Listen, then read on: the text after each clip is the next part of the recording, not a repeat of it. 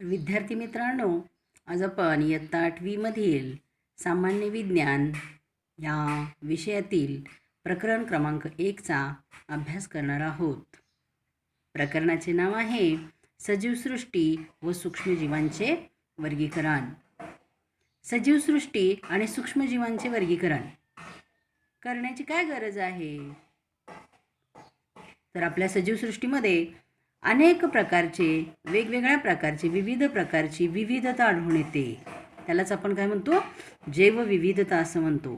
आणि त्या अनेक प्राण्यांच्या मध्ये किंवा वनस्पतींच्या मध्ये जी काही आपल्याला जैवविविधता दिसून येते, त्यामुळं त्यांचं आपल्याला वर्गीकरण करण्याशिवाय कोणताही पर्याय उरत नाही. आणि त्यामुळं सूक्ष्मजीव असू देत किंवा महाकाय जीव असू देत किंवा वनस्पतींमध्ये महाकाय वनस्पतीसुद्धा असू देत, आपणाला त्यांचं वर्गीकरण करण्याची आवश्यकता भासते.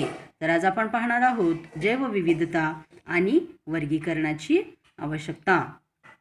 त्यालाच आपण म्हणतो biodiversity and need of classification.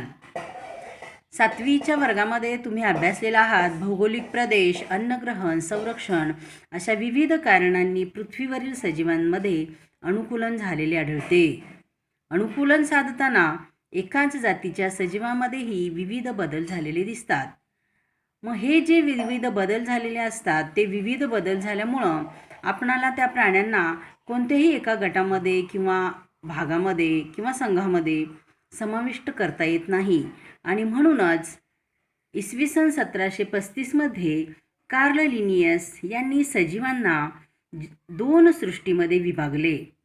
त्यामध्ये त्यांनी वनस्पतीसृष्टी आणि प्राणीसृष्टी यांचा फक्त समावेश केला. म्हणजेच व्हेजिटेबलिया अँड ॲनिमलिया असे 2 विभाग पाडले.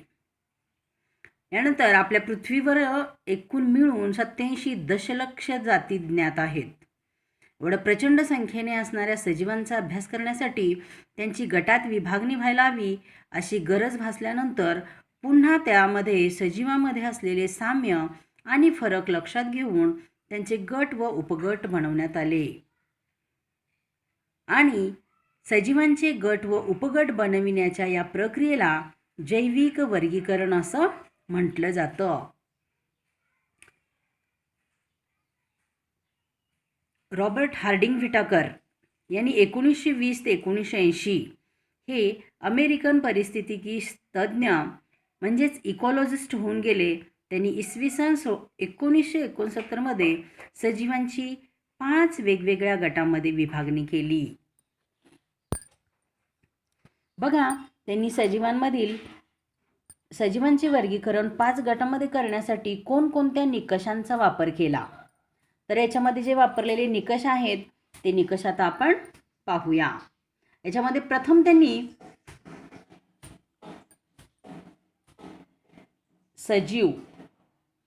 सजीवांचं मेन वर्गीकरण 2 विभागामध्ये केलं. त्याच्यामध्ये पहिला आहे आदिकेंद्रकी आणि दुसरा आहे दृश्य केंद्रकी. तर आदिकेंद्रकीचा अर्थ काय? तर आदिकेंद्रकी पेशींच्या मध्ये केंद्रक नसते आणि दृश्य केंद्रकी पेशींच्या मध्ये पटल परिबद्धित केंद्रक असते. म्हणजे त्या प्राण्यांच्या मध्ये काय होतं? तर केंद्रक असतं आणि केंद्रकावरती केंद्रकावरण सुद्धा असतं.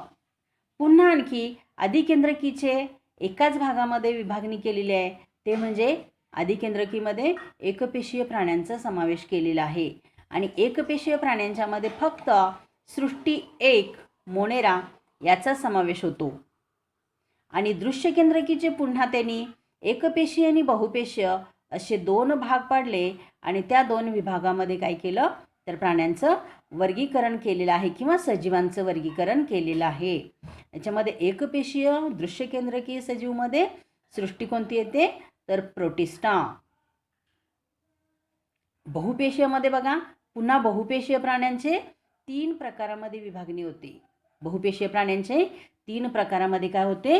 विभागणी होते. आणि त्याच्यामध्ये प्रथम आहे सृष्टी कौके. आता कौकांचे गुणधर्म आपण नंतर अभ्यासणारच आहोत, पण ह्यामध्ये सांगितलेलं आहे पहा, पेशीभित्तिका असणारे पण प्रकाश संश्लेषण करू न शकणारे दुसरं दिलेलं आहे सृष्टी, वनस्पती, पेशीभित्तिका असणारे व प्रकाश संश्लेषण करू शकणारे वनस्पतीमध्ये असतात आणि सृष्टी प्राणीमध्ये पेशीभित्तिका नसणाऱ्या सर्व सजीवांचा समावेश होतो. इकडे लक्ष देऊ नये का? पेशीची जटिलता, त्यालाच आपण म्हणतो कॉम्प्लेक्सिटी ऑफ सेल स्ट्रक्चर. याच्यामध्ये आदिकेंद्रकी आणि दृश्यकेंद्रकी याचा समावेश केला आहे. विद्यार्थ्यांनो, आता आपण पंचसृष्टी पद्धतीमध्ये कोणकोणते निकष वापरलेले आहेत आर.एच. भटाकर यांनी याचा अभ्यास करूया. त्याच्यामध्ये प्रथम आहे पेशीची जटिलता, कॉम्प्लेक्सिटी ऑफ सेल स्ट्रक्चर, आदिकेंद्रकी आणि दृश्यकेंद्रकी. मगाशीच मी सांगितलं आदिकेंद्रकी म्हणजे त्या पेशींच्यामध्ये केंद्रक नसते आणि दृश्यकेंद्रकीमध्ये त्याच्यामध्ये केंद्रक असते आणि केंद्रकावरती आवरणसुद्धा असतं. दुसरा आहे त्याच्यामध्ये निकष सजीवांचा प्रकार म्हणजेच जटिलता, म्हणजे कॉम्प्लेक्सिटी ऑफ ऑर्गॅनिझम्स. ज्याच्यामध्ये एकपेशीय आणि बहुपेशीय. काही सजीव जे असतात ते एकाच पेशीपासून बनलेले असतात, एकाच प्रकारच्या पेशीपासून बनलेले असतात, तर काही सजीव बऱ्याच प्रकारच्या पेशींपासून बनलेले असतात, म्हणून त्यांना काय म्हटलं जातं? बहुपेशीय सजीव. 3 नंबर आहे पोषणाचा प्रकार, मोड ऑफ न्यूट्रिशन. त्यामध्ये प्रथम आहे वनस्पती. तुम्हा सर्वांना माहितीच आहे वनस्पती प्रकाश संश्लेषणाचा वापर करून स्वतःचे अन्न स्वतः तयार करतात, म्हणून त्यांना आपण स्वयंपोषी म्हणतो. 2 नंबर आहे कवके. कवके जी आहेत ती परपोषी असतात. परपोषी म्हणजे काय? तर काही सजीव आपले अन्न जे आहे ते अन्न मृत झालेल्या अवशेषापासून आपलं अन्न मिळवतात, म्हणून त्यांना आपण परपोषी असं म्हणतो. त्यामध्ये कवकांचा समावेश होतो. आणि 3 नंबर आहे प्राणी. ते असतात ते परपोषी असतात, म्हणजे ते काय करतात? अन्नासाठी दुसऱ्या इतर सजीवांवरती अवलंबून असतात आणि ते त्या प्राण्यांचं भक्षण करतात. 4 नंबर आहे जीवनपद्धती, लाईफस्टाईल. त्याच्यामध्ये प्रत्येकाची जीवनपद्धती जी आहे ती वेगवेगळी आहे. प्रत्येकजण वेगवेगळा रोल निभावत असतो सजीवसृष्टीमध्ये. त्याच्यामध्ये प्रथम येतं उत्पादक. उत्पादकामध्ये फक्त समावेश होतो तो वनस्पतींचा, कारण वनस्पती कशा आहेत? स्वयंपोषी आहेत. वनस्पती स्वतःचं अन्न स्वतः तयार करतात, प्रकाश संश्लेषण क्रिया करतात आणि तयार झालेलं अन्न आपल्या पोषणासाठी वापरतात आणि उरलेलं जे अन्न आहे ते इतर सजीवांसाठी सुद्धा उपलब्ध करून देतात, म्हणून त्यांना उत्पादक असं म्हटलं जातं. पुढं आहे भक्षक. भक्षक त्याच्यामध्ये प्राण्यांचा समावेश होतो. प्राणी जे काही सजीवसृष्टीमध्ये आहेत ते कसे असतात? भक्षक आहेत. भक्षक म्हणजे इतर सजीवांना आपलं भक्ष्य बनवतात, म्हणून त्यांना भक्षक असं म्हटलं जातं. पुढचा क्रमांक आहे विघटक. विघटक म्हणजे कुजण्याची क्रिया करणारे जे असतात ते काय करतात? तर कवके त्यांच्यामध्ये समावेश होतो, कवकांचा समावेश होतो. आणि 5 नंबर आहे वर्गानुवंशिक संबंध म्हणजेच फायलोजेनेटिक रिलेशनशिप. यामध्ये आदिकेंद्रकी ते दृश्यकेंद्रकी तसेच एकपेशीय ते बहुपेशीय सर्व सजीवांचा समावेश होतो. चला तर मुलांना आता आपण पाहूया की सृष्टी मोनेरा जी आहे त्या सृष्टी मोनेराच्या मध्ये असणाऱ्या सर्व सजीवांचं लक्षणं काय आहेत ते आपण अभ्यासणार आहोत. त्याच्यामध्ये प्रथम आपण हालचाल करणारे असतात, अगदी लहान काडीसारखे असतात आणि सूक्ष्मजीव त्यांना आपण काय म्हणतो? लॅक्टो बॅसिलाय जीवाणू असं म्हणतो, जे आपल्याला दह्यामध्ये आढळतात. मोनेरा या सृष्टीमध्ये सर्व प्रकारच्या जीवाणूंचा आणि नीलहरित शैवालांचा सुद्धा समावेश होतो. लक्षणे पहा. पहिलं सांगितलेलं आहे आपल्याला लक्षण, हे सर्व सजीव एकपेशीय असतात, म्हणजे एकाच प्रकारच्या पेशीपासून ते बनलेले असतात. दुसरं लक्षण दिलेलं आहे स्वयंपोषी किंवा परपोषी असतात. आणि तिसरं जे आहे ते आदिकेंद्रकी असून पटलबद्ध केंद्रक किंवा पेशी अंगक नसतात. आदिकेंद्रकीमध्ये आपण सांगितलंय केंद्रक नसतं किंवा केंद्रकावरती आवरण पण नसतं आणि त्यामध्ये पेशी अंगक सुद्धा नसतात. त्याच्यामध्ये वेगवेगळ्या प्रकारच्या सूक्ष्मजीवांचा समावेश होतो.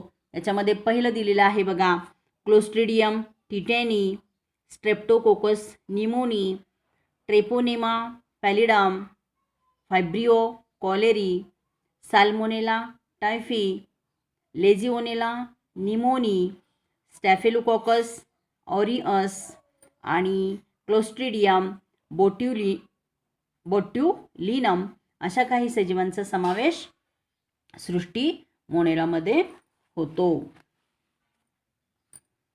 सृष्टी क्रमांक 2 त्याच्यामध्ये आपण बघूया प्रोटिस्टा सृष्टीमध्ये असणाऱ्या सजीवांची लक्षणं. याच्यामध्ये आपल्याला पहिलं लक्षण दिलेलं आहे, प्रोटिस्टा सृष्टीतील सजीव एकपेशीय असून पेशीत पटलबद्ध केंद्रक असते. 2 नंबरचं लक्षण दिलेलं आहे, प्रचलनासाठी छद्मपाद किंवा रोमके किंवा कशाभिका असतात. याच्यामध्ये दिले बघा, रोमके किंवा कशाभिका सुद्धा असतात. छद्मपाद म्हणजे पायासारखे अवयव असतात त्याच्यामध्ये, त्यांना आपण छद्मपाद असं म्हणतो. आणि 3 नंबरचं लक्षण दिलेलं आहे, स्वयंपोषी, उदाहरणार्थ युग्लिना. आता स्वयंपोषी म्हणजे माहितीच आहे तुम्हाला, स्वतःचे अन्न स्वतः तयार करतात म्हणून त्यांना आपण स्वयंपोषी म्हणतो. उदाहरणार्थ दिलेले आहे युग्लिना, होलवॅक्स, पेशीमध्ये हरितलवके असतात. परपोषी उदाहरणार्थ दिलेला आहे अमिबा, पॅरामेशियम, प्लाझ्मोडियम इत्यादी. इथं दिलेले आहेत बघा, उदाहरणार्थ हॉलवॉक्स सजीवाचं चित्र दिलेलं आहे, पॅरामेशियम दिलेला आहे, युग्लिना आणि अमिबाचा सुद्धा इथं समावेश केलेला आहे. यानंतर आपण पाहूया सृष्टी क्रमांक 3 त्याच्यामध्ये कवकांचा समावेश होतो. कवकांनाच आपण दुसरं नाव देतो, इंग्रजीमध्ये फंजाय असं म्हणतो. तर तुम्हाला घरामध्ये कधीतरी एखादा भाकरीचा तुकडा, ब्रेडचा तुकडा जर राहिलेला असेल शिल्लक आणि त्याच्याकडे आपण जर लक्ष नाही दिलं तर काही दिवसात काय होतं, त्याच्यावरती कापसासारखं तंतुमय असं आवरण आलेलं दिसतं आणि त्यालाच आपण काय म्हणतो, बुरशी असं म्हणतो. याच्यामध्ये बघा लक्षणं बघूया, ह्या संघात असणाऱ्या ह्या सृष्टीमध्ये असलेल्या प्राण्यांची लक्षणं बघूया आपण. पहिलं लक्षण दिलेलं आहे, कवक सृष्टीत परपोषी, असंश्लेषी, दृश्यकेंद्रकी सजीवांचा समावेश होतो. परपोषी अन्नासाठी दुसऱ्या सजीवांवर अवलंबून असतात. असंश्लेषी म्हणजे ते प्रकाश संश्लेषण क्रिया करत नाहीत. आणि दृश्यकेंद्रकी म्हणजे त्याच्यामध्ये केंद्रक असतं आणि केंद्रकावरती आवरणसुद्धा असतं आणि पेशी अंगकसुद्धा त्या सजीवांमध्ये दिसून येतात. 2 नंबरचं लक्षण दिलेलं आहे, बहुसंख्य कवके मृतोपजीवी आहेत. मृतोपजीवी म्हणजे काय, तर मृतोपजीवी म्हणजे मृत शरीरावर अन्नासाठी अवलंबून असतात. म्हणजे मृत शरीरावर ते स्वतःचं पोषण करतात म्हणून त्यांना मृतोपजीवी म्हणतात. कुजलेल्या कार्बनी पदार्थावरती ते जगतात. 3 नंबरचं लक्षण दिलेलं आहे, कवकांची पेशीभित्तिका कायटिन ह्या जटिल शर्करेपासून बनलेली असते. आता कायटिन म्हणजे काय, तर कॅल्शियम कार्बोनेटपासून त्यांची पेशीभित्तिका बनलेली असते. 4 नंबर लक्षण दिलेलं आहे, काही कवके तंतुरूपी असून आतील पेशीद्रव्यात असंख्य केंद्रके असतात. कवके जी आहेत ती तंतुरूपी असतात. कवके जी आहेत ती कशी असतात, तर तंतुरूपी असतात. दोऱ्यासारखे असे त्याचे भाग असतात म्हणून त्यांना आपण तंतुरूपे म्हणतो. आणि पेशीद्रव्यामध्ये असंख्य केंद्रकं असतात. 5 नंबर कवक, उदाहरण बघा किनवा, जे बेकर्स इस्ट म्हणून वापरलं जातं त्याला आपण किनवा म्हणतो. बुरशी, याच्यामध्ये ॲस्पॅर्जिल्स, मक्याच्या कणसावरील बुरशी. पेनिसिलियम, भूछत्रे, त्यालाच आपण मशरूम असं म्हणतो. यासारख्या काही सजीवांचा समावेश सृष्टी कवकांमध्ये होतो. सजीवांचे वर्गीकरण. पृथ्वीवरील एकूण सजीवांमध्ये सूक्ष्मजीव सर्वाधिक संख्येने आहेत, जे आपल्याला उघड्या डोळ्यांनी दिसत नाहीत, परंतु आपण त्यांचं निरीक्षण करायचं असेल तर संयुक्त सूक्ष्मदर्शीखाली आपण त्यांचं निरीक्षण करू शकतो. तर बघा, सूक्ष्मजीवांचं वर्गीकरण अधिकेंद्रकी आणि दृश्यकेंद्रकी ह्या भागामध्ये केलेलं आहे. आणि त्याच्यामध्ये अधिकेंद्रकीमध्ये फक्त जीवाणू पेशीचा समावेश होतो आणि दृश्यकेंद्रकीमध्ये आदिजीव, कवके, शैवाले या सजीवांचा समावेश होतो. बघा, सूक्ष्मजीवांचा आकार सांगितला मी, इतका लहान असतो की तो आपल्याला उघड्या डोळ्याने ते दिसू शकत नाहीत. तर ते त्याचं आकार मोजायचा कसा, तर तो मायक्रोमीटर किंवा नॅनोमीटर ह्या एककामध्ये मोजला जातो. 1 मीटर बरोबर 10⁶ मायक्रोमीटर आणि 1 मीटर बरोबर 10⁹ नॅनोमीटर. आपण जीवाणू म्हणजेच बॅक्टेरियांचा अभ्यास करू, ज्यांचा आकार 1 मायक्रोमीटर ते 10 मायक्रोमीटर इतका असतो. वैशिष्ट्ये बघा त्यांची, एकच पेशी स्वतंत्र सजीव म्हणून जगते. काही वेळा बरेच जीवाणू एकत्र येऊन वसाहती करून सुद्धा राहतात तर आपण म्हणतो कॉलनीज. कॉलनीजमध्ये सुद्धा राहणारे काही जीवाणू असतात. 2 नंबरचं लक्षण वैशिष्ट्य दिलेले आहे, जीवाणू पेशी आदिकेंद्रकी असते. आदिकेंद्रकी म्हणजे काय बघितले आपण, तर ज्यामध्ये केंद्रक नसते, ज्यामध्ये केंद्रक नसते आणि पेशी अंगक सुद्धा नसतात. पुढे बघा, पेशीमध्ये केंद्रक व पटलयुक्त अंगके नसतात, फक्त पेशीभित्तिका असते. 3 नंबरचं वैशिष्ट्य दिलेलं आहे प्रजनन. त्यांचं प्रजनन जे आहे ते बहुधा द्विखंडी भवनाने होते, म्हणजेच एकाच पेशीचे 2 भाग होतात.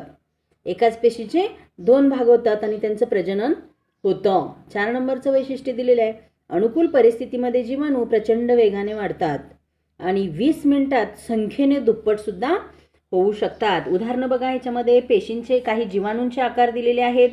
गोलाणू, दंडगोलाणू, दंडाणू, स्वल्पविरामाकृती आणि सर्पिलाकार. यानंतर पाहूया आपण आदिजीव. त्यालाच आपण प्रोटोझोआ असं म्हणतो. आकार दिलेला आहे सुमारे 200 मायक्रोमीटर इतका त्याचा आकार असतो. वैशिष्ट्य बघा त्यांची काय आहेत, तर त्याच्यामध्ये माती, गोडे पाणी व समुद्रामध्ये हे आपल्याला प्राणी आढळतात.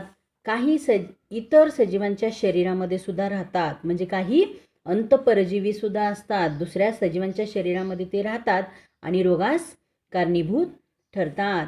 दुसरं वैशिष्ट्य दृश्यकेंद्रकी पेशी आढळणारे एकपेशीय सजीव. दृश्यकेंद्रकी म्हणजे काही वेळा त्यांच्यामध्ये केंद्रक सुद्धा आपल्याला आढळतं आणि एकपेशीय सजीवांचा सुद्धा याच्यामध्ये समावेश होतो. 3 नंबर प्रोटोझोआंच्या पेशी रचना, हालचालींचे अवयव, पोषण पद्धती याच्यामध्ये काय आढळते, विविधता आढळते. आणि 4 नंबर दिलेला आहे प्रजनन द्विखंडन पद्धतीने होते. द्विविखंडन म्हणजेच काय, तर एकाच पेशीचे 2 भाग होतात. उदाहरण दिलेले बघा, अमिबा, पॅरामेशियम कुठे आढळतात, गढूळ पाण्यामध्ये आढळतात आणि स्वतंत्र जीवन जगतात. तिथे दिले बघा पॅरामेशियम दिलेला आहे, तर तो कुठे आढळतो, आपल्याला जास्तीत जास्त गढूळ पाण्यामध्ये आढळतो. एंटामिबा हिस्टोलिटिका अमांश होण्यास कारणीभूत. अमांश म्हणजे काय, तर आदिजीवांचा आपल्या शरीरामध्ये प्रवेश झाल्यामुळं आपल्याला काही रोग निर्माण होतात आणि त्या रोगांना आपण काय म्हणतो, अमांश असं म्हणतो. एंटामिबा हिस्टोलिटिका इथं दिलेलं आहे बघा चित्र. 3 नंबरचं दिलेलं आहे ते प्लाझ्मोडियम फॅवॅक्स, मलेरिया. त्यालाच आपण हिवताप म्हणतो. हिवताप होण्यास कारणीभूत जो असतो तो प्लाझ्मोडियम फॅवॅक्स नावाचा आदिजीव जो असतो, जो प्राण्याच्या शरीरामध्ये असलेल्या रक्तातील लोहित रक्तकणिकामध्ये असतो आणि तो काय करतो, तर त्या व्यक्तीला मलेरिया होण्यासाठी कारणीभूत ठरतो. आणि शेवटचं उदाहरण दिलेलं आहे युग्लिना, जो स्वयंपोषी असा प्राणी आहे. हे एकमेव वैशिष्ट्य असं आहे की आपण फक्त वनस्पतींना स्वयंपोषी म्हणतो, परंतु युग्लिनाचं शरीर असं आहे की तो त्याच्यामध्ये हरितद्रव्य असल्यामुळं तो काय करतो, स्वतःचं पोषण स्वतः करतो. आता पाहूया कवके. आकार जो आहे तो सुमारे 10 मायक्रोमीटर तो 100 मायक्रोमीटर इतका असतो. त्याच्यामध्ये पहिलं दिलेलं आहे वैशिष्ट्य बघा, कुजणारे पदार्थ.